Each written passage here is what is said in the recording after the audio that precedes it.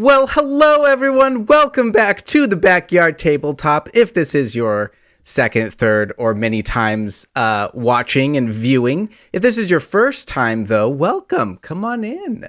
Have a sit. My name is Jacob, and I'm here with my very good friend, Kurtis. Sorry, I thought you were going to introduce me yourself, and then you paused. I feel like we do that every time.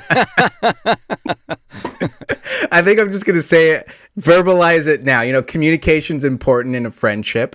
You know, so I'm just going to verbalize it now that I don't think I'll ever introduce you. I'll let you introduce yourself. I say my own name. Yes, you say your own name. I think that just works because Jake, better. Yes? If I let you say my true name, then I'll be indebted to you for servitude. It's exactly. It goes back to the old lore of wizards back in the day, where if you knew their true name, like, what was it, Rumpelstiltskin? I think that's where it dates back to, is that whole tale of, like, if you knew a Trizzard's true name, a Twizzard's? A Trizzard's, you knew a Trizzard's true name. If you know a wizard's true name, that's the real phrase. Okay. Well, hello everyone. This is a podcast that Kurtis and I like to just talk about the game of Dungeons and Dragons. We are best friends, and typically we like to talk about the games that we are in. Kurtis is in a weekly game. I'm in a weekly game and things like that. So we like to talk about it. Lately, we've been on a bandwagon of going through Phandelver and Below, the Shattered Obelisk. We've gone through it's been great so far. Gone through the first 4 chapters, so you're welcome to go and check those out if you so desire. But we're taking a little break from that. Through the Phandelver part. We've gone through Phandelver. Yeah. Now we're going below. The next part is below. Eventually, we will get there. But today we're taking a little bit of a break since we kind of hit that in-between mark between where the rewritten parts of Phandelver and Below, where that's just kind of a rewritten Lost Mines of Phandelver. Well, we're going to take a break. We're going to get back to what Kurtis's group is going through, because it's been a while, Kurtis. Yeah. Going through is a good way to put it.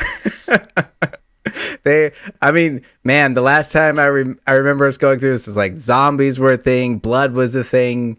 Like we noticed crimson and stuff. So we will get there. But before we jump into that, I just thought a really fun thing to talk about today, and I guess it's a little bit more of a quiz, is what do you think is the most common race and class combination in the game of D&D 5e? Oh, I think I actually already know this. Oh, do you? I'm actually really curious if you just happen to know. Now, I'm pretty sure it's human fighter. Yep. Okay. Yes. Now, when I was researching this, I couldn't find any updated version. The most of the information I was finding was like before D&D Beyond actually became part of Wizard. I mean, so the chart I have here is from 2017, I believe, is when this chart was made. So this one's pretty old, but I highly doubt that it's too much different in these days. Yeah, I mean that's kind of how it always goes. I mean, even in I think in Baldur's Gate 3, the most common is not human fighter, but elf fighter. Like elf is the most common and fighter is the most common. Before we progress, whoa, Discord's all completely different now. Before we progress any further, I was going to go ahead and send this graphic to you so you could potentially look at it if you're so curious. I should have done this before. There we go. Elf, I believe, elf fighter actually is second next to human rogue. It looks like. It's interesting how this is laid out. Looks like human wizard is human wizard's another. I feel like a lot of Caleb Widowgasts are out there. Human is one of the more common for sure. Yeah, the way this is laid out is really nice because it kind of shows actually like fighter. I think Elf Ranger is actually the second most made. Because Human Fighter is 4,800, Elf Ranger is 3,076, and then the next highest is Elf Wizard. Elf Wizard. Well, that'd be a great one. Like the high elf get the good stat bonuses. I just out of curiosity, yeah, it was fun just kind of going through. I may put this up right here. It was fun just going through this. Do you have like, why do you think it's human fighters? I mean, it's kind of funny because one of my favorite characters I've ever played was a human fighter. So it's, why do you think that trope is just so like, so popular? I feel like it's less of a trope, and I feel like it's more, I think it can be more attributed to just, it's the simplest way to get started and just play. So I feel like probably maybe not most, but a large bit of that statistic is like first time players. And also just like DMs pre-making characters for players and stuff like that. That's a fair point. Since it is using D&D Beyond, it's a lot of the I'm sure there's a bunch of DMs out there that trying to get people in, so they pre-make the character and then print it out type of thing and just have it there. Yeah. I think probably, I mean, not to say that Human Fighter isn't like viable or that, anyone who's actually playing isn't using that. Like there's plenty of people. I think the reason that it's so popular is that it's mildly common among people that play the game all the time and incredibly common for first timers.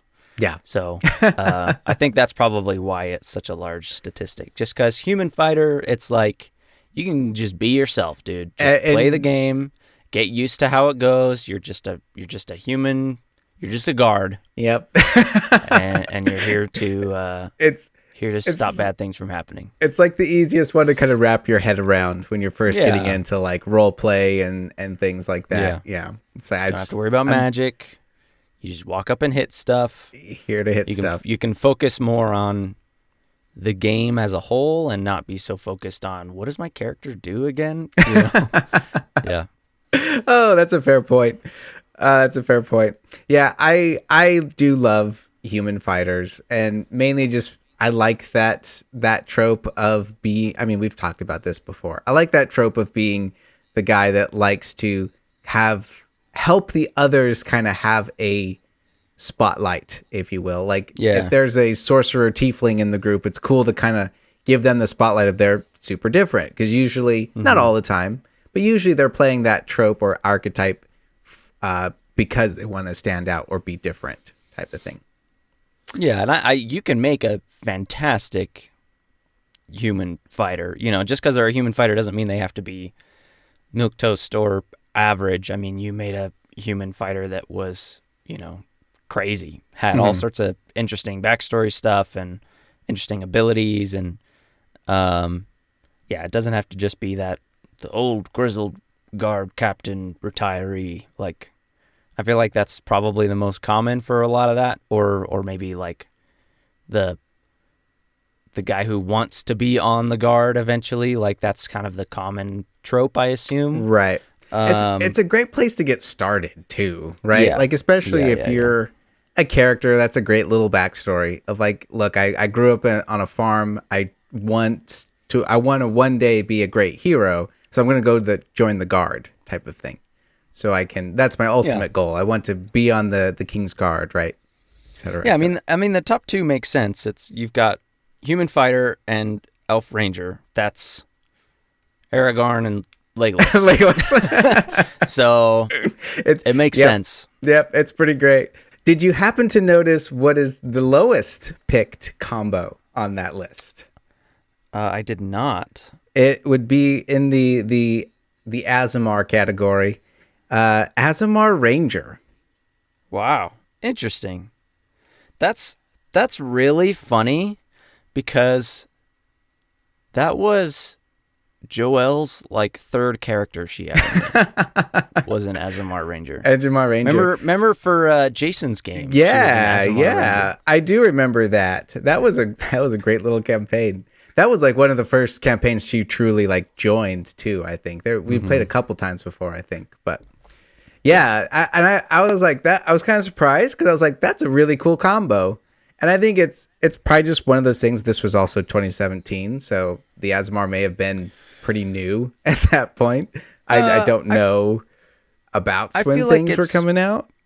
I feel like it's probably more that like if you're an Azamar, you're gonna be like a sorcerer or a cleric or Paladin. some kind of paladin or something like that. Because of the heritage, it's gonna be much more likely to try one of those things. But the Azamar in general is definitely the lowest chosen race on here. Paladin is the highest on the Azamar list. That's pretty great. Well, and Druid is the lowest picked class, and Azamar is the lowest picked race. So you'd think both of them together would be the lowest, but it's not. It's only by 5 points though. Which would be pretty interesting. I don't know. Seeing that list is like it made me want to make like a Horizon Walker Azamar Ranger. Yeah, I was like that would be really fun. Kind of sworn to protect the boundaries. That's what Joel did, and it was awesome. Yeah, I was like that just made me want to do that. I'm not too surprised to see Druid lowest on the list. No, I'm not either. I have never had the really major desire to play a Druid. No, only like a very particular subclass. Like the Circle of Spores Druid is like the only Druid subclass that interests me at all. I think it's really fun and different and very like, that's a Druid? That's weird. Like it's very different feeling from all the other Druids. All the other Druids are very like magically protecting the realm and nature and animals and the stars and all that kind of stuff. And this guy's like, I like mushrooms. That's how you have to talk so like that too. Yeah. No, it makes me like it's almost like the Druid for the Underdark or something like that. Yeah, for sure. Yeah. It's pretty cool. Yeah, it's like the gloom stalker of Druids. Yeah. Well, I was just curious if you happen to know any of those statistics. I thought it was really fun. I guess to kind of go for it. The crazy thing with that is that it's like that's kind of, it's not just that's what a bunch of people make on D&D Beyond. That's apparently just common in general. Like they've done other surveys, and even in like Baldur's Gate, it's a little less common to just be pure human, I think, but still, like, fighter is the most common class, human is most or second most common race. Like, it's just, I think it just makes sense. It's like, if there's people that aren't super into the lore or super into fantasy games in general, they're just gonna pick a human because they're human. And most people don't want to go out of their way and do something super crazy because then they don't feel like they can role play in the game, Right. Now, do you think stats has anything to do with that though? Because probably because variant human probably has a lot to do with that because of power builders. Yeah. That's what I was thinking. Like variant human is super strong. It would be interesting to see them split that between regular human and variant human. I'd be interested to see what that split maybe is. That'll be a fun. I'll see if I can keep researching it. It was hard to find any information on this because it's just one of those things. Sure. It's you'd really have to go into the data bank, the data banks of all these places, and no one has access to that other than these, And then the other problem with that is you get a bunch of people on D&D Beyond like me who just make 80 characters, but only play 4 of them, right? And so it's that's true. Do you count all those characters that aren't being played because they're just concepts? Like, should they count? Should they not? Like, well, and then there's also people like me that I have quite a few on there. I feel like majority of my characters are NPCs that I've made because I do like even if I'm not necessarily using the stats precisely like that, I love to make just NPCs and get into their headspace on D&D Beyond. But probably like 60-70% of the characters on mine are NPCs I've used. So yeah, there's that difference too. It's like technically I play them, but they're not in a Well, to close this out, Kurtis, what is your favorite race and class combo? Human fighter, Jake. Yeah, that's what I'm talking about. All right, moving on. No. I got to give a real answer. Wow, that's actually a very difficult question. It was interesting. That's really fun about this question is because, I mean, it would be fun to come back with like, what do you think are like your personal top 5 like best combos? Right. But just like your personal favorite. The hard part is the combo. Like I could tell you my favorite race and my favorite class like that, but that's not going to be them together is not my favorite combo. Like favorite race is Genasi, whether it's any of them. I love the Genasi race. But my favorite class is Warlock. But a Genasi Warlock is cool, but it's not like, ooh, I love that combo. It's like it's a cool combo with Genie, I guess, huh? Yeah, sure. But that's not like what I would pick as my favorite. No, I get you. Combination. I think it would probably be, I guess, Genasi Monk. Ooh, that's a good one. It's probably my favorite combo. Uh-huh. Either that or... Tiefling Warlock is really good. It's just interesting. Tiefling Warlocks are great. Yeah, it's got to be one of those two. Okay. Genasi Monk or Tiefling Warlock. Those are great choices. For mine, and I would Human have Wizard. It's like you just start listing all your characters. That is actually my favorite. One of my favorites is Human Wizard. I think, elf wizards, it's like, why are you even a wizard? Yeah. You've got so long. That's really funny you say that. Like you might as well be a sorcerer. Like that's really funny you say that because my favorite race class combo is elf wizard.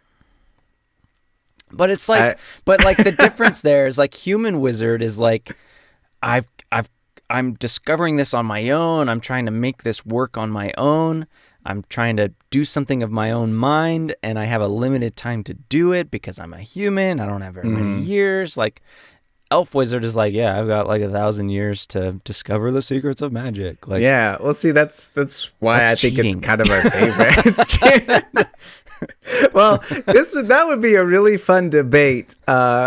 One day not debate, but just to chat about, because supposedly there is a new anime that has come out. I can't remember the name of it, but it's from the perspective. It's an isekai, so I think it is, but it's from the perspective of as all popular new anime are. Yeah, it's great. I have to go look it up because it may not be, but it's a fantasy one, and it's from the perspective of an elf character. And what's really different about is the lady elf with white hair? Is it that one? Well, I don't know. So the premise of this is it's an elf character, and what's interesting about the story is that like between scenes, like seasons pass within like seconds. Like she'll be traveling, and then it like the next scene, it's suddenly winter when it was just summer type of thing. And she'll be talking to a shopkeep, and then the next time you see that shopkeep, he's like 50 years older type of thing. And the last time she saw him, he looked about 20. Stuff like that.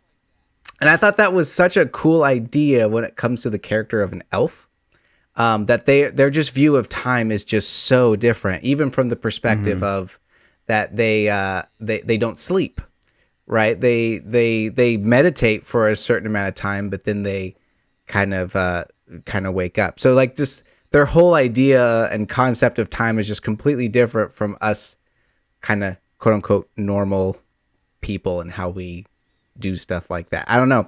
I liked that idea, and I'd have to go look. Are you trying to find it right now? I am. There's the one that's really popular right now that's called Frieren, Frierren. But that one's more of like it's not like a slow kind of life anime. It's like a combat. Like there's a lot of fighting and stuff. Oh, there's a lot of fighting. I know which one you're talking about because I remember seeing it. It came out a couple seasons ago. Oh, okay. Yeah, it's about like a lady who gets isekai'd, and her only wish is to live like a peaceful immortal life. Oh, okay. Right? Okay. Is that what you're talking about? That sounds familiar. About? Yes. And then she, like makes friends with the town, but she's like immortal and like takes her time learning how to like use healing magic and all that kind of stuff, and like goes through all the seasons and stuff like that. So I think that's what it is. I haven't seen it myself, but oh yeah, same here. I've just seen a couple reviews, like it popped up in some reviews videos I was watching. So I don't know, for that concept, it'd be really fun to like watch that show and kind of use that as a means of how kind of elves perceive, because I don't know, it is a weird concept that elves can live for hundreds of years longer than humans, but humans progress just so much faster, and just the way that they learn is just like it just clicks for them. So it's just an interesting idea. But yeah, I guess all in all, I really like elf wizards. Yeah, I get it. I really my dream character one day is to play a blade singer elf wizard. Yeah. Well, on that note, Kurtis, that's the thing. I'm gonna go on another side tangent real quick. Go for it. What is a podcast for than not to do side tangents? Here's the weird thing about me, okay? I love Gish characters, okay? You know what Gish means? Mm-hmm. Gish is like magic and martial. Like sword mage. Like, yeah. It's like I adore that, yes. Which is strange because I cannot stand blade singers. Is it the theme? Like you don't like the idea of like the singing? I think it's like the lore around it. It feels weird being a wizard that like dances for their sword play. Like I get the concept, but it feels not wizardly. You know what I mean? Yeah. It doesn't feel like a wizard subclass. And I don't know if that's just because I imagine wizards as being little scrawny dudes in robes or what, but like, I don't know. It feels, I don't like it. I don't like it. I just don't like. I don't know why. I understand what you're saying. I think it is one of those odd concepts, and it truly almost kind of feels it should be like a class of its own. Well, and it's heavily based around like elven lore and Forgotten Realms. Yeah, right? yeah. Well, and also it might have a little bit to do with the daughter of Lolth, starts with an E. I always forget her name. I know. But her whole lore is like she has like a song and things like that. Well, actually, one of my I think you're yes. One of my favorite weapons in BG3 is finding the blade that's like blessed by her. That's my favorite sword in the game. The singing blade or whatever it's called. Yeah, I still have it on my fighter, and it's just so good. But yeah. I think it might have something to do with that. Yeah. I actually saw a mod because a lot of people were upset that it's only like a +1 blade with a little extra damage. Yeah. I saw a mod where someone was like, "This is a god blessed weapon. Let's make it." And so they like turned it into like an artifact weapon. Oh, that's super spell cool. And some bonuses and stuff like that. So I might have to go find basically bringing it up to be even with the like the Lathander mace that you can find. That'd be super cool. Yeah. Yeah.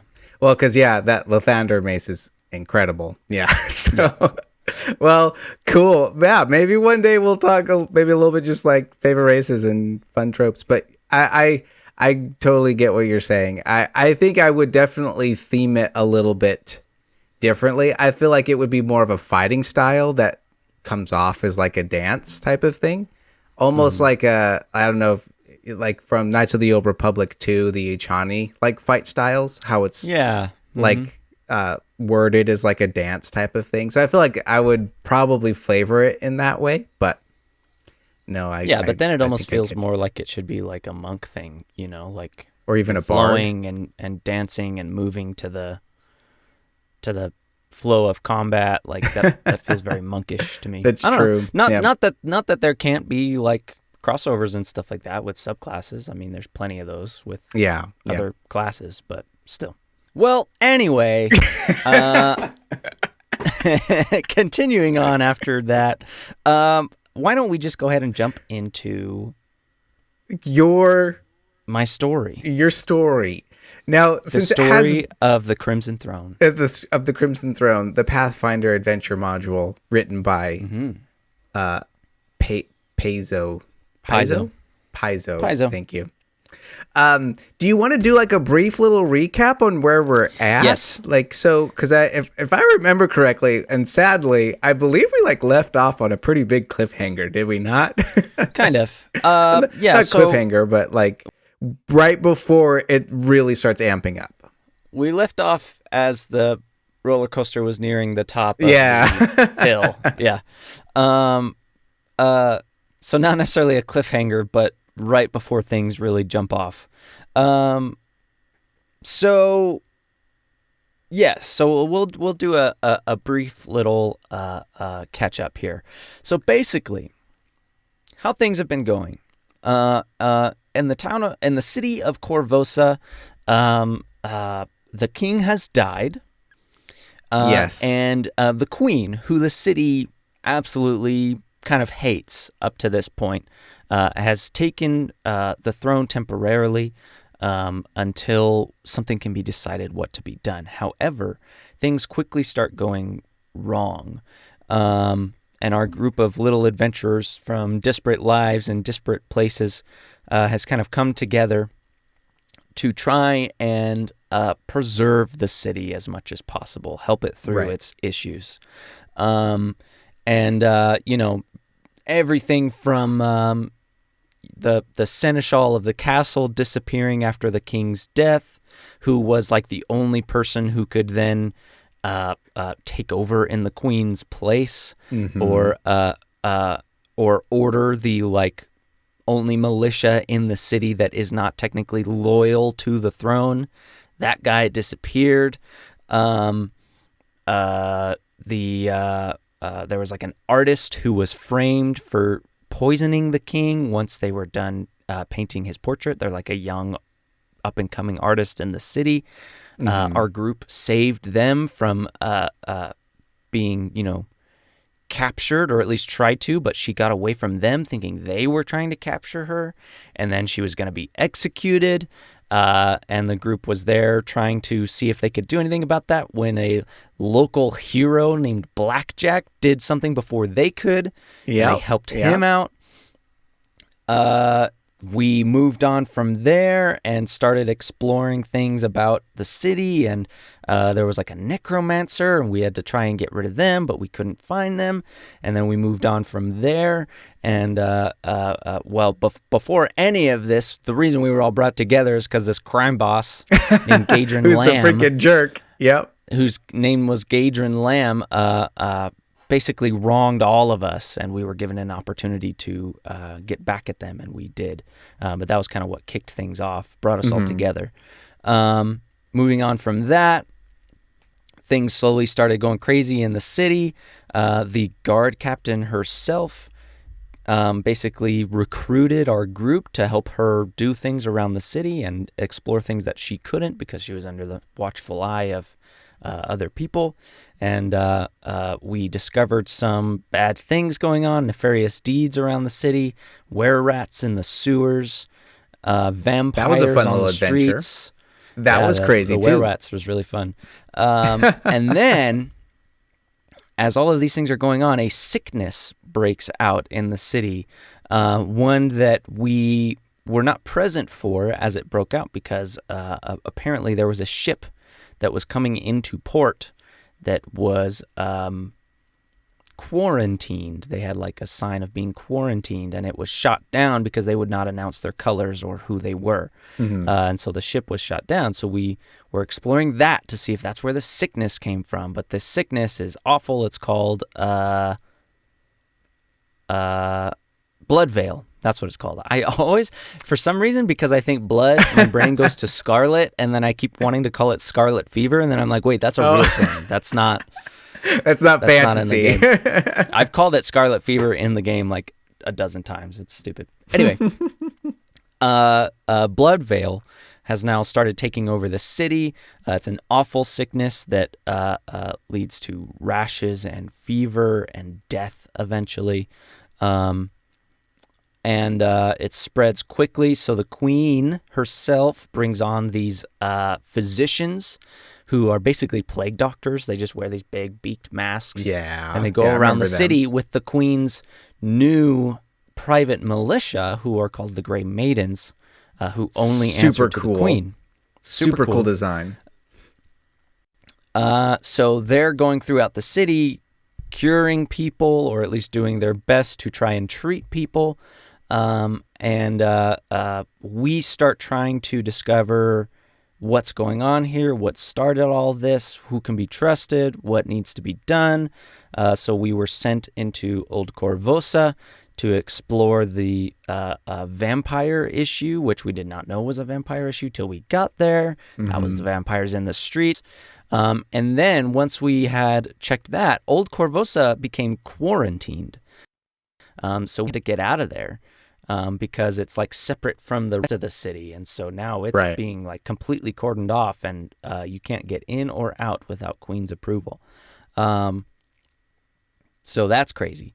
So we get out of there and we come back and we're like, okay, we need to figure out what's going on here, because we know that there is a cult of a god named Urgathoa who is probably behind this sickness. Urgathoa being a goddess of plague and sickness and all of these things. Even undeath, I think. And you guys I remember you guys finding clues that kind of... We found a bunch of clues up to this point on the sickness ship. was from a different place, and yeah. Yep. Yeah. So that's it's like, wow. And so we come back into the main city, and we go, okay, well, we've only got a few more leads on this cult. So we start to try and take down those leads, and I talked about this last time, but those leads were supposedly that necromancer that we never found, maybe back in the Grey District, which is the city mortuary, basically. It's a huge district that's just for burying the dead, because we've been hearing that there's undead rising back out of there. The church of the name just went out of my head. Who's the Asmodeus, who's the devil? right? Asmodeus, yes. The church of Asmodeus is collecting blood samples, apparently, to do something about the disease. So that seems bad, especially considering there were just vampires in the city. And also we decided that it might be a good idea to check out these physicians and their headquarters and see what they're doing, because that seems a little suspicious. So last time I talked about this, we checked out the graveyard. Turns out that was nothing to do with a necromancer. It was just that long buried catacombs that have kind of natural, quote unquote, undead, have just undead that were caused by spirits and bad things. I love fantasy worlds. have been unfortunately opened up because they've been having to dig new mass graves, and they've accidentally dug into a few catacombs that have released these undead. But the Church of Pharasma, who is the goddess of like passing on and hates undeath and all that stuff. Yeah. They have a temple in the gray. They're taking care of it. They're like, no, we've got it covered. It's nothing we haven't seen before. This is probably not a necromancer. It seems just natural business of running a mortuary. Clerics be using turn undead. It's great. Yep. And so they're like, if you want to help fight, you can, but we don't think it has anything to do with your missing necromancer. And we were like, okay. We'll get out of here. So then we go check on the Church of Asmodeus. This is where we get a few more clues because we talked to the head priest there, and he's like, oh, yeah, we are collecting blood samples. It's to hopefully help with finding a cure for this blood veil. We are collecting the blood samples on direct orders from the Queen and delivering them and handing them over to the physicians in order for them to find a cure better. Now, this is not surprising. The Church of Asmodeus has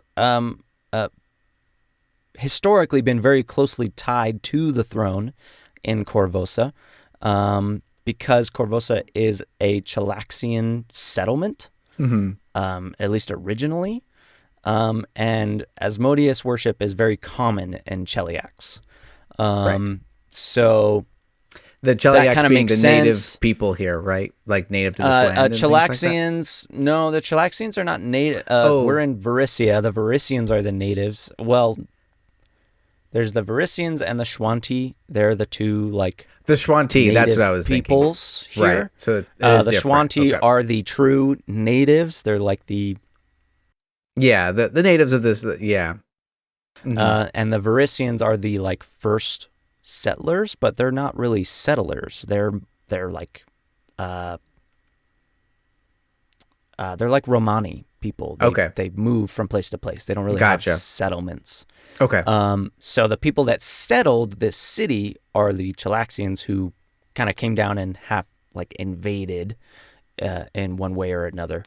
But they haven't been from Cheliax in a long time. This is an old settlement. So they're Chalaxian in name only, kind of. Gotcha. Okay.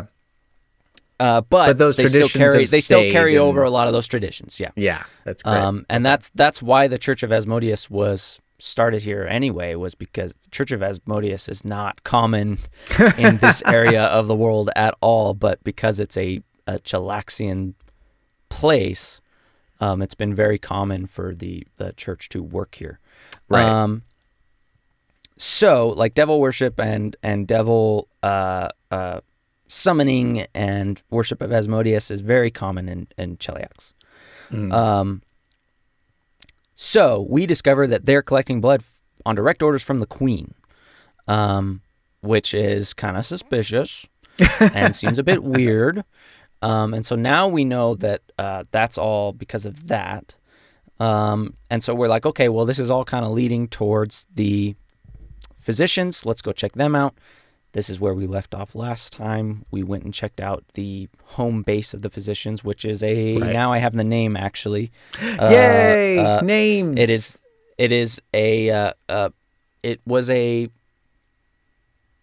on the docks, and it was a warehouse that used to be owned by the Arconas, who I've talked about before. They are a noble family in Korvosa, and they actually are located on Old Korvosa, so they are now like quarantined off from the rest of the city. But they've been known to be like fingers in every pie kind of people. Like they're loyal to the queen, but they also have like an underbelly and like all that kind of stuff. Okay. Like a spy network, or like like they have fingers in like criminal situations. Gotcha. Okay. But they also like help people. Like Old Korvosa is very like it's kind of the poor part of town now, but there's a lot of history there. Gotcha. Okay. Because it was the original settled place of Korvosa. But the Arconas are there, and so they have like fingers in the criminal organizations. They have fingers in like helping the poor there. They have fingers with helping the queen. Like they do everything. This place used to belong to them and apparently was sold to the throne in order to make room for the physicians. It is now called the Hospice of the Blessed Maiden. Okay. Interesting. Now, if I recall, we don't know what Blessed Maiden, because as far as we know, these physicians are scientific people. They don't worship. They're not clerics. Okay. So that seems weird, but it sounds like sounds like a hospital. Yeah. Now, if I remember correctly, I think St. you Jude. said, like you said that we should probably hold on to this name because later on you will probably reveal something, and we're like, oh, Yeah, that may keep make thinking sense about that now. name. Yeah. Hospice of the Blessed Maiden. It's important. Or at least it was when it was like revealed. What I don't know. We'll get there. Does it just right? Does it have something to do with the Grey Maidens? Because they're also That's what we thought at first. That's what we thought. So it's like that's almost too easy of a connection. Understood. A little bit. Also last time I mentioned that Squish like went in and was taken into a secondary room and checked. That wasn't true. He didn't go into a secondary room. He was kind of like pulled through the main curtain and checked out to see what kind of treatment he needed, and was quickly turned away like right away. So all he got was a very brief view. Gotcha. Of the back. It was later when he went back in invisible that he got the deeper view of the back rooms and all that kind of stuff. Squish. And when he went back in later, it was actually a couple hours later. We decided to wait until nighttime to go back in. Gotcha. Okay. Cover of night. Yeah. Yes. And then one last detail that I have forgotten a few times now was there was one more thing that happened in between us coming back from Old Corvosa and starting to look for all of these other things. We came back from Old Corvosa and went back to our home first, and were there for I think a day or two trying to like decide what we were going to do when we were approached by a young woman who basically said like her brother has gone missing. He went to like a party and hasn't been seen since. He's like a very famous musician in town. So we're like, okay, yeah, we'll look into it. And we go to a place called Carowin Manor, which is like a place for nobles. It's not a place for nobles. It's a rich people's house. The Carowins. I'm gonna get through this really briefly because it has a little bit to do with what's coming up, but it was kind of like a little side quest. Okay. We get there and we walk inside and it's a massacre. There's bodies everywhere, blood everywhere. Oh God. It looks like there was at one time like a party that happened here, and then like almost like a red wedding kind of situation. Everybody was just slaughtered. Or a vampire situation? Unexpectedly. So no, we start walking around and we start noticing there are would be little blood. There are little set pieces made up of undead corpses who are playing out the things that happened before they were killed. So there's there's a bunch of undead corpses on the stage, like not actually playing any instruments, but just like pretending, like moving around. Miming. There's a couple that are like dancing. There's some in another room that are like hanging out and talking to each other. So all these little set pieces of somebody who slaughtered everybody and then was like, "Ooh, I'm gonna do this and I'm gonna do this and make puppets." Oh no! This sounds like a necromancer messing with people. So we're like, "Oh gosh, this must be Lamb. This must be that necromancer that we're looking for." Okay. It's not, but they are slightly connected. Eventually, we find a woman wearing a Harlequin's outfit. Okay. A jester outfit. Oh no! And she seems pretty crazy. Pretty crazy. A bit mad, if you will. And she's like, "Yeah, I killed everybody here. Isn't it great? Look at all the fun things I did. Aren't they fun? Like I'm just having some fun here. Isn't it nice? All these rich people, they just had to get rid of them, you know." And so we're like, "Well, where's this guy we're looking for?" And he's like, "I'm not telling you." And so we start a fight. And this fight, this is the reason I'm mentioning this. It very briefly connects to some other things, but this fight was crazy. Okay. because it took place in the whole manor, and this is a huge, like 2-story, huge house. Uh-huh. And there were some zombies around, but they weren't that big of a deal to us.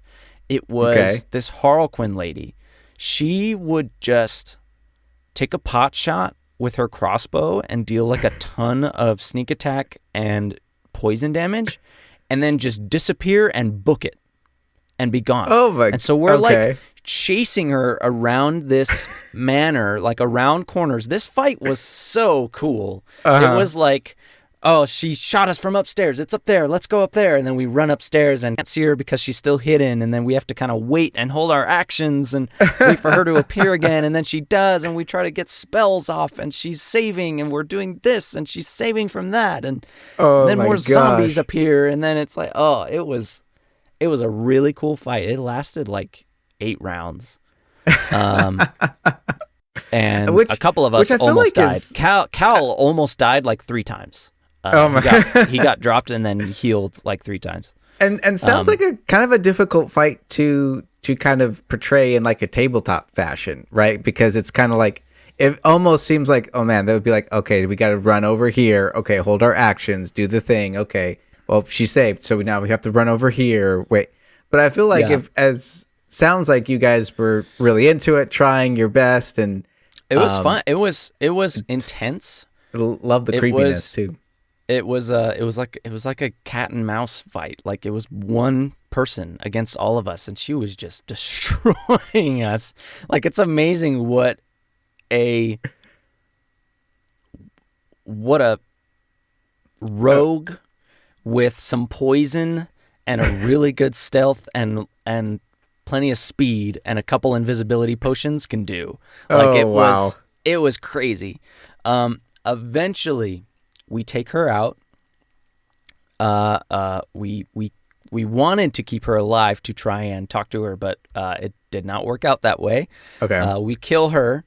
And then while we're searching around the place, we find the like head of the mansion, the guy who owns it, and he's like insane. She's like tortured him and driven him crazy. Oh no! The crazy stuff that has happened here. So he's like hiding in his little wine cellar. So we try to ask him what's going on. He doesn't know much because he just ran as soon as things went bad. And so we cast Speak with Dead on her corpse. And this is where we get some interesting things that kind of tie together. She is apparently Rolf Lamb, who is the necromancer that we're looking for and is the like brother of Gadrin Lamb, the guy who brought us all together. Right, right. She is his like apprentice of sorts. Like she is his Harley Quinn. She like loves him and is like his apprentice and like did all of this for him because he asked her to. And we find out that the musician that we're here looking for was not killed, and that there's something going on with Lamb in that situation. So now we know Lamb is still around, and he's doing things in the city still for some reason. We don't know why he did this or what happened here.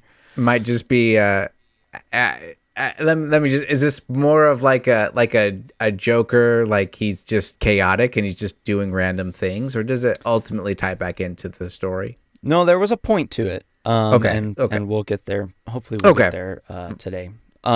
Super cool. Yeah. So crazy situation. Really fun fight.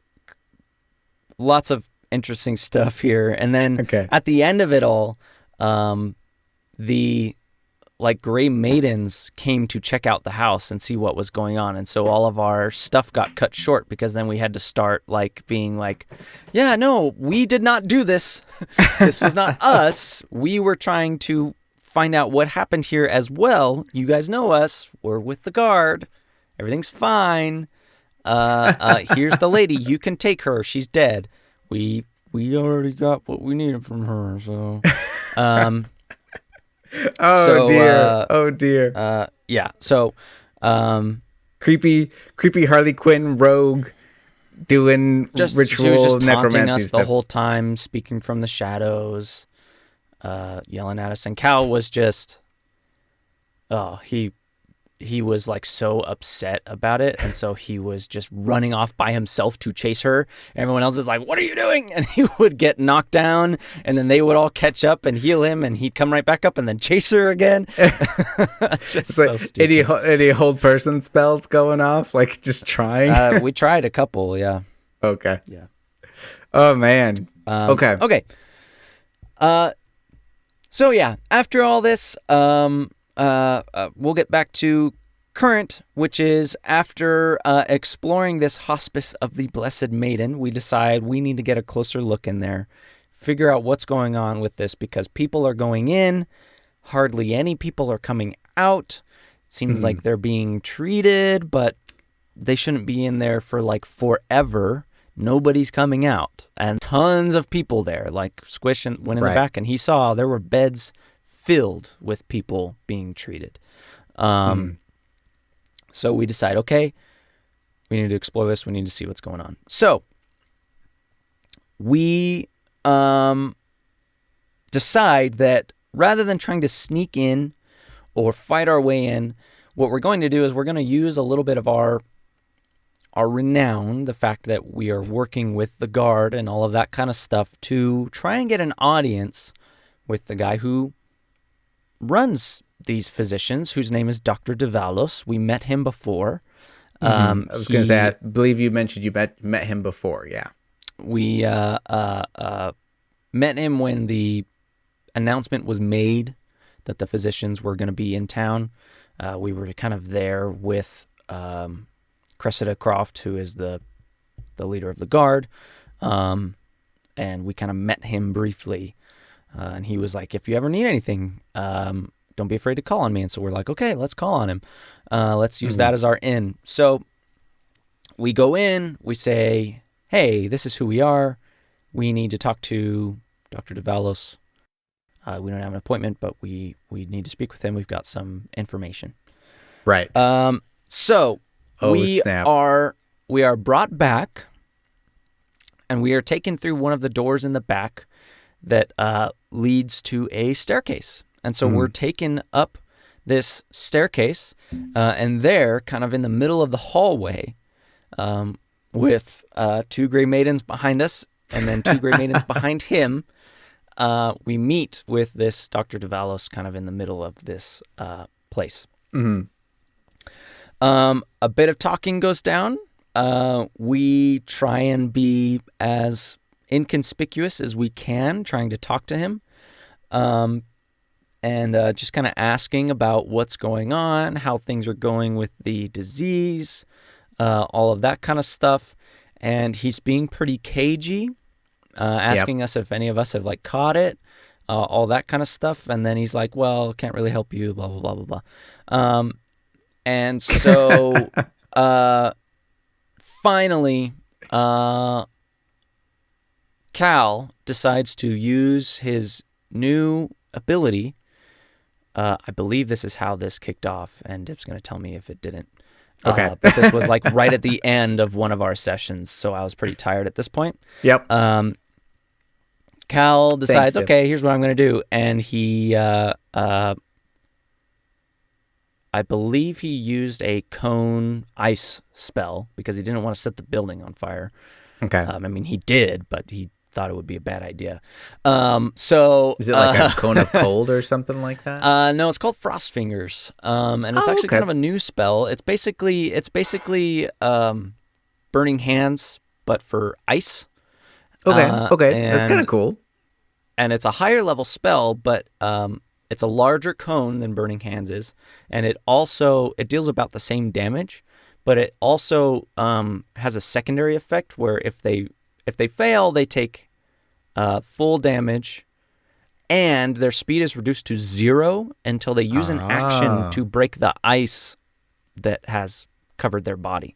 Oh, that's super dope. I haven't heard of this spell. Super that cool sounds spell. great. I tried to use it a couple times on the Harlequin lady to keep her from being able to run away. Didn't work. But So I use the spell, the fight kicks off, and we're in a fight with some Gray Maidens. For the first time, we're fighting some Gray Maidens. Okay. Now, here's the thing. Yay. Up to this point, we've seen that Gray Maidens have various ranks. They're not all the same. There are some that seem much more specialized with much nicer armor and nicer weapons, and then some that seem like either recruits or just lower skill level or whatever. These are not like generals. They are guards, basically, that we're fighting here. So we're not fighting their best necessarily, but we are fighting Gray Maidens, which are way, way more strong than like your typical guard would be. Right. It's like there's still ranks in the system of the Gray Maidens, right? They're still a military. They're not. It's like you can still it's work not like your way every. up. Yeah, it's not like every Gray Maiden is, an elite, destroyer of worlds. It's it's same with it's like a Roman soldier was highly trained, but like there would be a difference between the normal foot soldier of the Roman guard versus some higher up rank, like a legionnaire or centurion or whatever.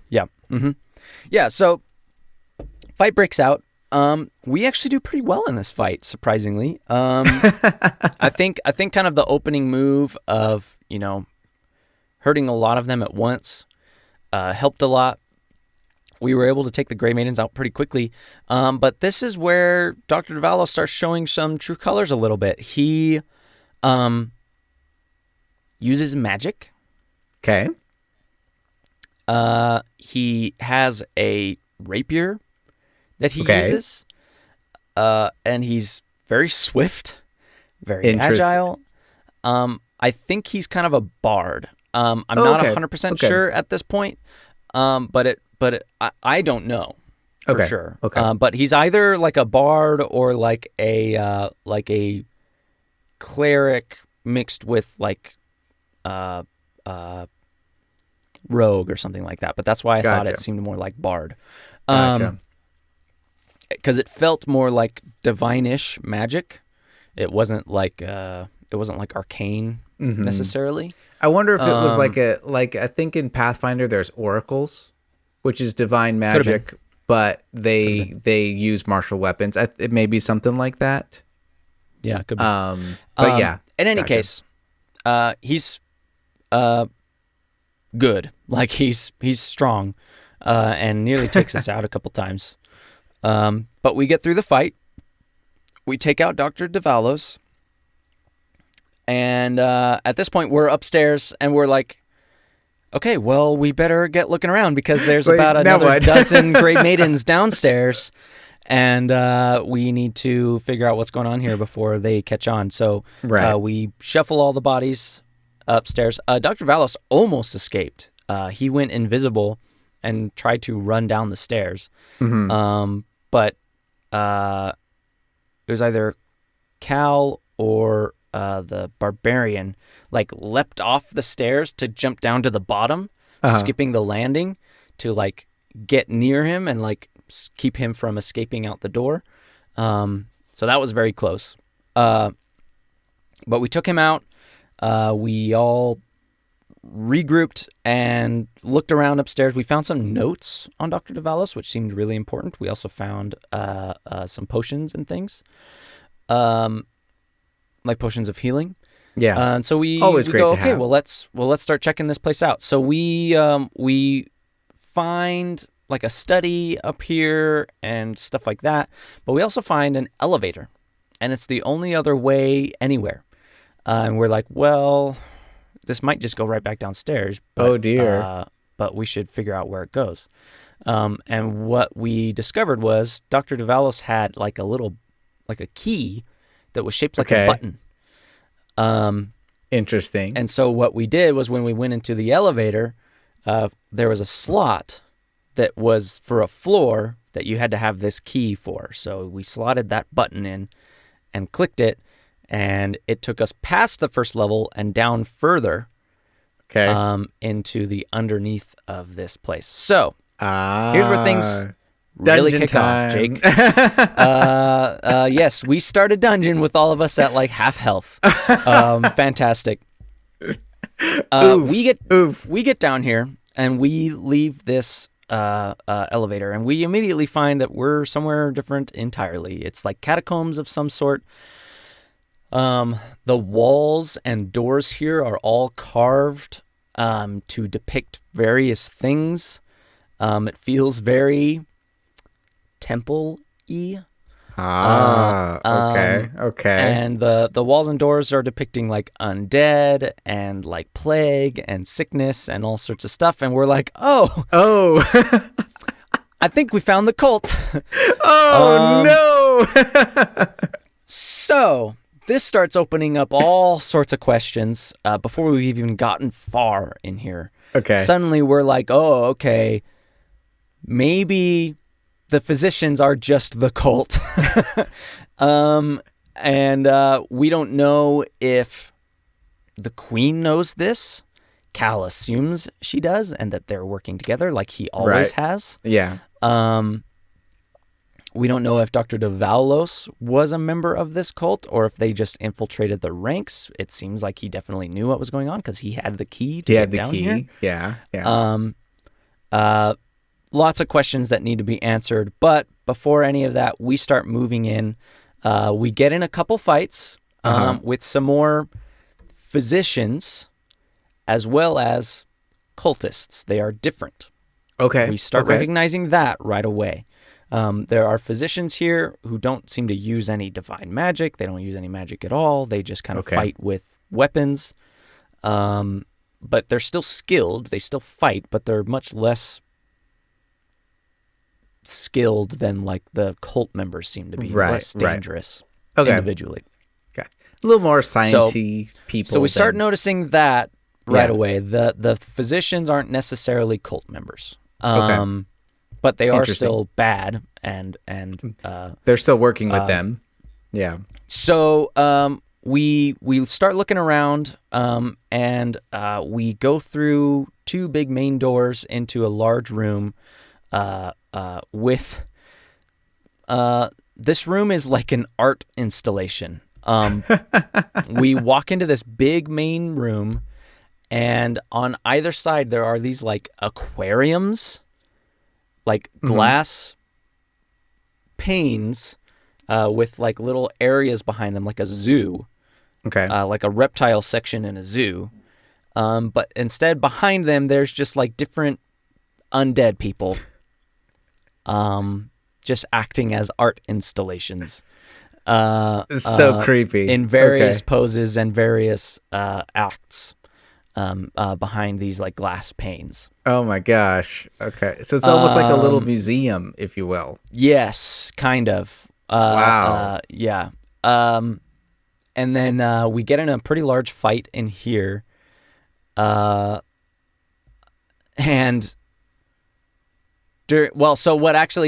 here, let me tell you this. We got in the main fight in like the main room, right? Mm-hmm. And then we were like, okay, that was pretty rough already. We need to rest. We were already bad when we came in here. So we all like piled back into the elevator. Okay. And closed the doors and took a rest. Like a long rest, I think. Nice. Just right in the elevator. Nice. Or it might have been a short rest. But either way, it makes sense. Okay, we're good now. But we go back in and that has given them some time to prepare. So when we walk into this next room, they're waiting for us. It's a bunch of people. Okay. Or no. There's nobody in there, but when we first go, sorry, I'm trying to remember the order of elements here. You're good. We go in there first. We fight a few people. There's like 4 people in there. We fight them. However, during that fight, stuff goes down. We go back. We rest. We come back in. We go back into that room, and now it's filled with like undead. There's like 30, not 30. There's a lot. There's like 12 zombies in there. Yeah. And Cal's like, okay, fireball time. And launches 2 fireballs in there, and literally in like 3 rounds, they're all dead. Pretty cool. Lovely. That was that's so great.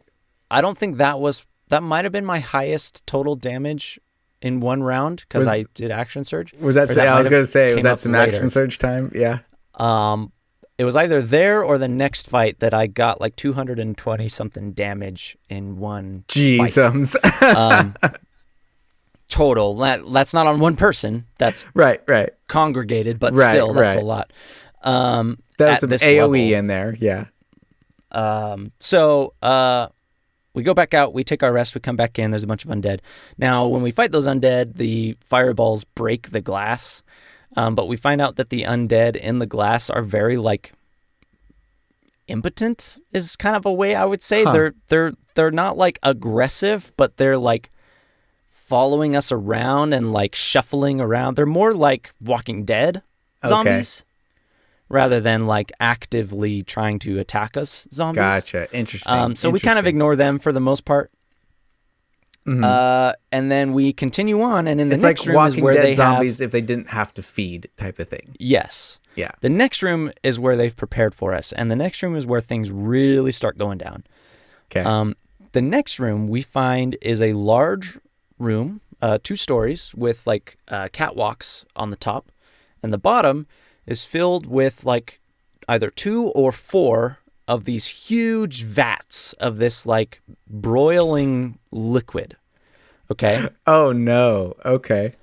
And on one of the main catwalks is this gentleman who looks kind of ragged, and he's got like a bunch of scalpels and like tools around his belt and stuff, and his hair's all messed up. We find that this is Rolf Lamb. There he is. You found necromancer that has been avoiding us this whole time. So right, this is the son of the guy that brought you all together, correct? Son of, yes, yeah. You're right. I think I said brother earlier, but that's not right. Yes, son of. No, you're good. You're the guy. So it's him and a bunch of cultists, and a few physicians, I believe, that are all in this room. So this was getting ready to be a huge fight. Yeah. And I think this is where I actually did the tons of damage with my fireball, because it was a big, huge room. Mm-hmm. I think I hit like 5 guys at once. Nice. With all of it, and took out maybe 3 or 4 of them already, like in the first couple rounds. This was also a really cool fight. You got to really flex your spells that you have accumulated up to now. Yeah. Fight continues. We eventually take out Rolf, and again, we don't get to really question him much. But we didn't really care at this point. We take him out. Survival at this point, yeah. And we get through this fight. It was a tough fight. Lots of tough fights, like back to back, in this section of the campaign. We discover that he also has a set of notes on him about the disease and what's going on with that. But from like a different perspective as Devalos. Devalos had notes about like the way it's progressing and things like that. Lamb had notes about like what it does to the body, things like that. Mm-hmm. Like different perspectives on the same thing. However, we find out that what's in these vats is basically a concentrated poison that will give you the disease. The plague. Yes. Oh, okay. So now we know, this is all fabricated. They're making it. They're making it. Yeah. It was not something that just happened, and it's not like they're just making it worse. They started it. So it had really nothing necessarily to do with the ship, or was there we find out a little bit of doses in there that they got, or we find out later that the ship was a red herring meant to take people off of the trail. Nobody was ever meant to actually go discover the body of the cultist that was on there. We gotcha. Not necessarily got lucky, but it was meant to be that the ship came in, it was just full of sick people, then it was shot down, and the sickness spread. That's what the story was supposed to be. That was the story. Gotcha. Okay. We found out that there was a cultist on board. We were not supposed to find out, because we find out later that the sea hag was meant to protect the ship so that people couldn't find what was on it. Interesting. So we That's find cool. that all out a little bit later. But they're making the disease, and it seems like they're even like working on it and trying to make it worse and worse, kind of a thing. Here. So we start looking around here, and we enter a room. This is where things get even crazier. It just gets crazier and crazier. We're going down the roller coaster, guys. We enter a room, and in this room is a man on a table, tied down. Oh, no. And sitting at a desk just across from this table is an older-looking gentleman who's bald with pale gray skin, pointed ears, and red eyes, and very sharp, pointed teeth. Oh, boy. And he turns around, and immediately Joel's character recognizes that this is a Nosferatu vampire. Interesting. Okay. This guy is ancient and probably incredibly powerful. And Joelle's character recognizes this immediately because she's like read about it. With her religious background and stuff. So this guy is probably, well, we think at this point probably the source of the vampires in town. And they're not from around here. They tend to, vampires tend to come from that place where we found the coffins come from, that other country. Right. And so it's like, oh, if we get in a fight with this dude right now, we're all dead. Yeah. Just instantly. There's no chance. And he seems to know that because he just kind of sits in his chair and he's like, oh, hi there. Just come on in. We'll talk. So we start talking to him, and it's like, he's like, oh, I know I could kill all of you at the snap of my fingers. Don't worry about that. But here's the thing. I couldn't be bothered. We find out that basically he's here helping them do research on the disease and its effects on certain types of people. Because this is what he's known for. And he is basically here on a whim. He has no actual alliances to the cult, no alliances to the queen, no alliances to anybody involved. He's just, this is what he does. He observes and discovers infectious diseases. Interesting. And so he's just here because he's interested in the research. Okay. And so we're like, okay, well, cool. We don't have to fight. We got problems with them, not with you. You're good. Hey. And we find out that the guy he has on the table is the missing brother that we were looking for at the manor. Okay. This is why I went through the manor. Yeah. Because it is kind of important to this situation. Okay. He's the missing guy. And we find out that he's studying him because he's immune. Oh. Which is interesting. Interesting. And we're like, okay, interesting. And he's like, yeah, we're trying to figure out, because there's been a few immune people. And so we're trying to figure out, like, how do we get past that immunity? So that's why he's studying this guy. Interesting. Okay. Because it apparently only appears to be certain Varisians. No Chalaxians and no Schwanti have been immune so far. It's only been some Varisians. Interesting. So they're trying to figure out why it's not working on them. Wow. Oh, snap, Kurtis. And we're like, okay, dude, well, we're here to clear this place out. We've got no problem with you. And if you don't care about any of them, you're welcome to take what you have here and go. But we want him. Okay. We want to make sure he's safe. And he's like, I'm kind of interested in this still here. Here's what you can do for me. If you bring me a chest that is lined with skulls on the outside, about yay big, from the inner sanctum that you're going to find later, bring me that, and don't open it. Just bring it to me. And I will leave with that. You can have him. You can have my notes. You can have everything I've got here. That's what I want. And I'll immediately leave. Interesting. And we're like, okay, great. Okay. So we're like, cool, deal.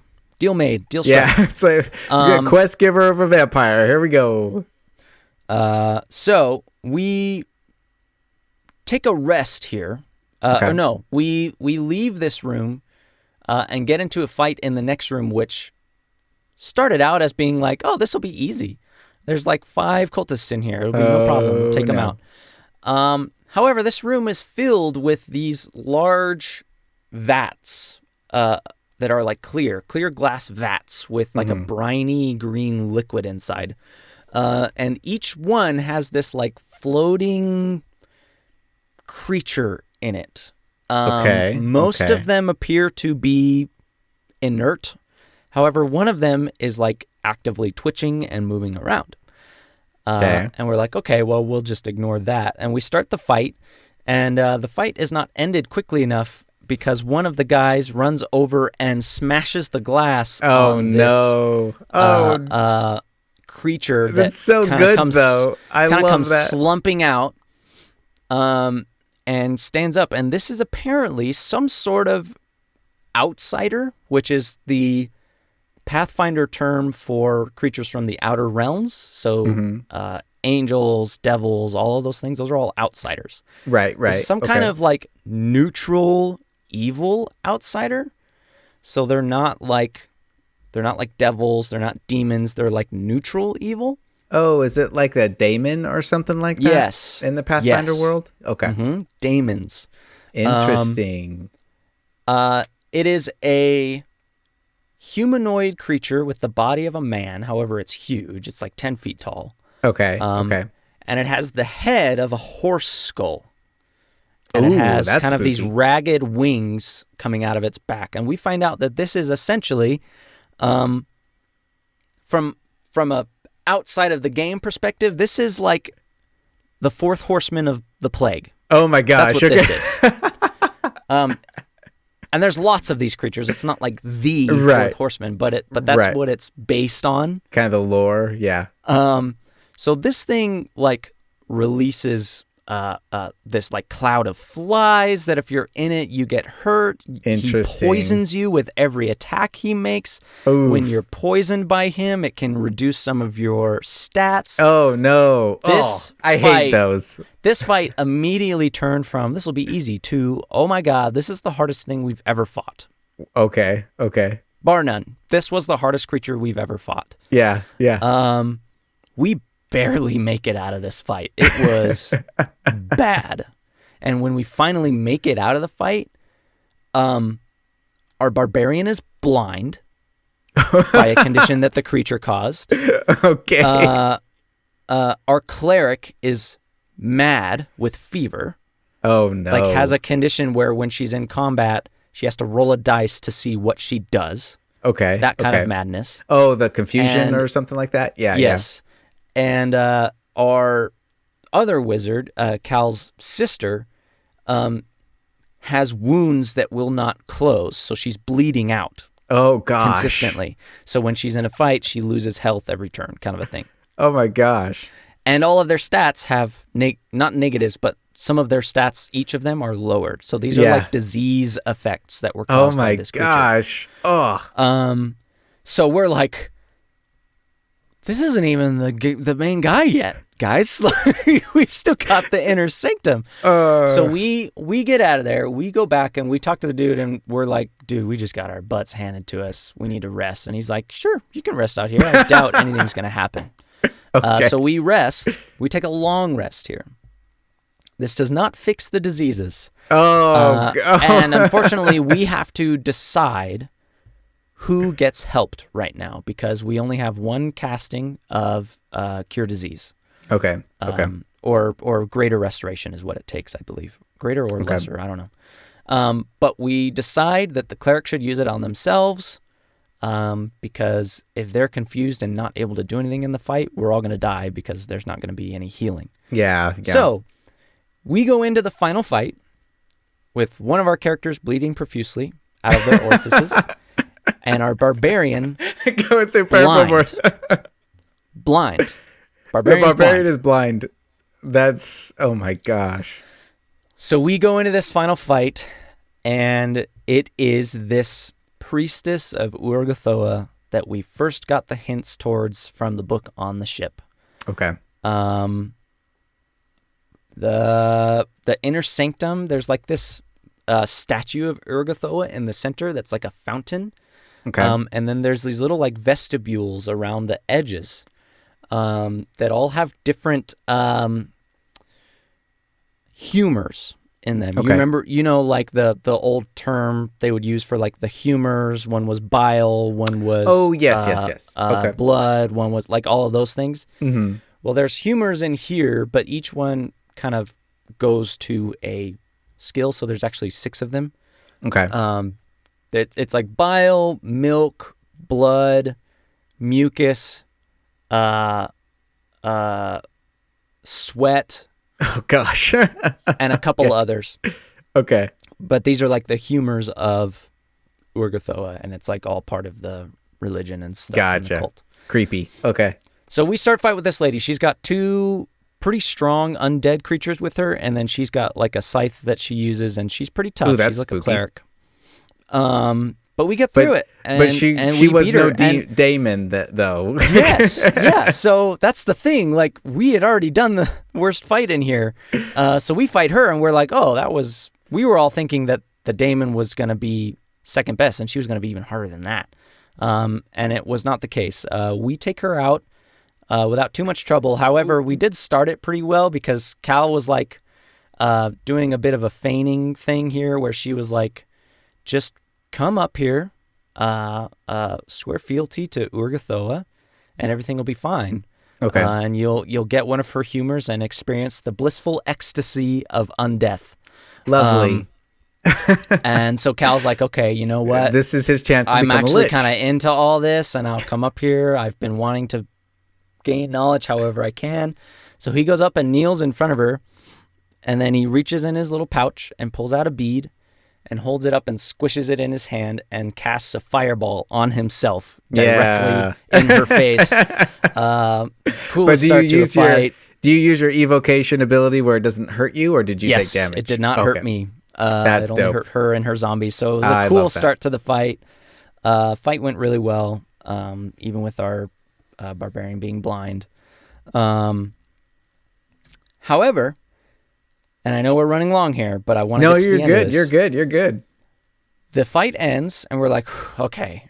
We start looking around. We see there's these little chests with like bones and skulls on them all around the room. There's only one that's unopened. All the rest are opened, and they're kind of like in these little, not in, but near these little vestibules of the different humors and stuff. Okay. So we're like, okay, well, we'll grab the one that's unopened. We'll take that back to him, and we'll move on. However, there's a sudden surge in the room as all of the vestibules containing the humors lurch, and all of these humors kind of twist together in the center of the room, creating this terrible fluid that just surges into this priestess's body. Okay. And basically her skin tears. She becomes this awful amalgamation of these humors mixed with like an undead creature. Basically becomes a chosen creature of Urgathoa. Okay. And another fight starts. Oh my this God. one was a little bit tougher. Okay. And in fact was probably You guys reached phase 2. pretty close to same toughness as the daemon. This was a much harder fight, but thankfully we were rested. Came into it in a better position than we did with the daemon. We were a little more prepared, even though one of us was blind. So the fight goes a lot better than the daemon fight did, and we finish her off. And at this point, we get the chest. We make sure there's nothing left in this room for us to worry about. We go take the chest to the vampire. He says, "Great, that's awesome. I'll catch you guys later." And he disappears with the chest. We're like, okay, we don't really know what we just gave him, but hopefully he doesn't ruin the world or something. Oh gosh. But basically he promises us like No, I'm going home. I'm going back to my home country. Yeah. Um, So we take his notes. We hear him in a different adventure module. Yeah. Apparently, he actually does show up in a different adventure module that takes place in that country. Oh, that's dope. We gather his notes because they're even more interesting. They talk about Varisians and why some of them are immune, and it has to do with their lineage and something to do with that. We rescue the guy. We get him out of there. And we also, on our way out, we find another room where there are just beds lining the walls with a bunch of sick Varisians on them. Okay. And so apparently they've been doing this for a while. Like they've been studying these Varisians, trying to figure out what's going on with them. Some of them are catching it now. So they were making progress. We know that. So we're glad we stopped it when we did. And we leave. We get out of there. And by the time we leave, here's the crazy thing. We thought we were going to have to fight our way out, fight a few more Grey Maidens and stuff. However, it's cleared out. There's nobody upstairs. There's no Grey Maidens. There's no, there's no physicians and there's no patients. Oh dear. Everybody's gone. And so we're like, okay, well, I mean, we were down there for like 16 hours. So they probably got wind of what was going on and booked it out of there. Booked it out of there. Oh, snap, dude. Holy Toledo. Here's the thing. We talked to the vampire quite a bit, and he was telling us about like what's going on here. And we were like, well, obviously the cultists are here and all that kind of stuff. And we were like, are they tied to the queen? And he was like, oh yeah, for sure. He's like, yeah, he was like, there's some crazy stuff going on in your city, guys. Like, there's this mashup of this cult of Urgathoa, mixed with these Grey Maidens, and they're working together with the Red Mantis. Oh my and gosh. your queen and stuff. And we're like, whoa. Red Mantis? What? We hadn't even heard about that yet at this point. Dr. Devalos was a Red Mantis operative. Interesting. The Red Mantis are a worldwide known league of assassins. And they are incredibly feared by everyone. Interesting. Because they do their job well. And they're like a semi-religious group. They follow like a mantis god who is like the assassin of the gods, basically. That's so cool. And so they're all assassins. And we find out that the physicians were all Red Mantis operatives. Interesting. And Dr. Devalos was their leader. That's so interesting. Lamb was doing all of the necromantic stuff in town. He was their leader. This priestess of Urgathoa was the leader of all of the cultists and what they were doing here. So the three of them together had created this group that was directly working for the queen. This is what he tells us. All three of them were directly working for the queen. So now we know. And we don't necessarily have proof because they didn't necessarily say like, yep, these orders came from the queen, like in any of their notes or anything. Right. But we know. And so things kind of change from here on out. However, good news, I'm going to end this here. We take the notes. And with all three, Dip was like, it's a good thing you guys collected all three sets of those notes. Because the notes are how we deciphered a cure for Bloodveil. He was like, if you got one person's notes, it would take you a few months to find a cure. Okay. If you got two people's notes, a few weeks to find a cure. All three pairs of notes with a good roll takes you a couple days. Nice. So we're like, fantastic. That's dope. So we go back up. We have a cure. We know it was the cult. We tell Cressida Croft all about everything. And we start making this cure. It only takes a few days to make it. However, it's going to take a long time for it to take effect. I mean, basically the way the cure works is like once one person's inoculated, it almost works like a reverse disease. So the cure can be spread between people by touch, sneezing, all of that kind of stuff, the way a cold would work. Okay. The cure can be spread. But that takes a lot of time, especially because everyone's like holed up and doesn't want to go anywhere. So Dip's had us roll, all that kind of stuff. It's going to take something like 4 weeks for the cure to kind of fully spread through the city. Oh, jeez. So, that's kind of the end of that. My dude. A lot more stuff kicks off after this. This was where Dip was like, once this finishes, so that's the end of chapter 2. Right. And Dip was like, once chapter 2 ends, chapter 3 is where things just start going. Much less of the like downtime, not really sure what to do next. He's like, from this point on, it's going to be very, you know what you're doing. Yeah. And things are going to get crazy. So we're moving into chapter 3. And we've had a few sessions in chapter 3 at this point, so got a little bit more of a ways to catch up. But this was intense. You got it, my dude. That's an insane dungeon. Thank you all so much for watching and listening. My goodness, dude, that was quite a dungeon. I think today's secret word, if you had made it this far, maybe pop in the comments, humor. Humor. we will accept both the British and American version of the pronunciation, of the spelling. Yeah, whether you put a U in there or not is up to you. Yeah. Completely up to you. Wow. Yeah. So we'll definitely get back to the what goes on, because holy cow, talking to vampires, a collaboration of a bunch of different people. Organizations. Which this is crazy. The craziest thing was like, oh, the Red Mantis are like in the city and involved and working for the Queen. That was like the biggest thing that was like, oh my God, that's bad.